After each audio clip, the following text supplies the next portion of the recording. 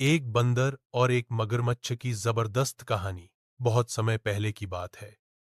एक बड़ा हरा भरा जंगल था जिसके बीचों बीच एक नदी बहती थी।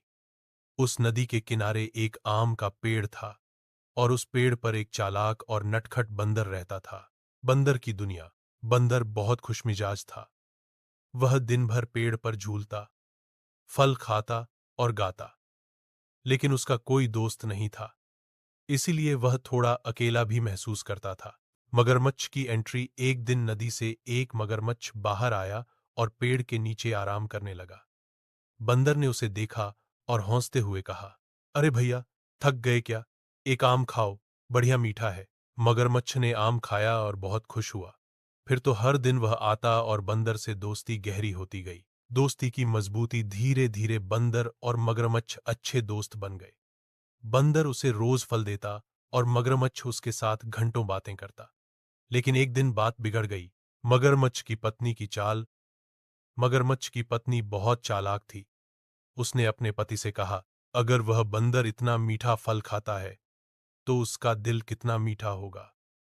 मुझे उसका दिल खाना है। मगरमच्छ परेशान हो गया, लेकिन पत्नी की बात मान ली। बंदर की चालाकी। अगले दिन मगरमच्छ ने कहा, दोस्त, आओ, आज तुम्हें मेरी नदी के उस पार घुमा लाऊं। बंदर खुशी खुशी उसकी पीठ पर बैठ गया। जैसे ही वे बीच नदी में पहुंचे, मगरमच्छ बोला, माफ करना दोस्त, मेरी पत्नी तुम्हारा दिल खाना चाहती है। बंदर डर तो गया, लेकिन वह बहुत चालाक था। उसने तुरंत कहा, अरे भाई, तुमने पहले क्यों नहीं बताया? मेरा दिल तो पेड़ पर ही रह गया। चलो, वापस चलो, मैं ले आता हूं। मगरमच्छ उसकी बातों में आ गया और वापस किनारे आ गया। बंदर झट से पेड़ पर चढ़ गया और बोला, जाओ मगरमच्छ, अब मैं कभी तुम्हारे झांसे में नहीं आऊंगा।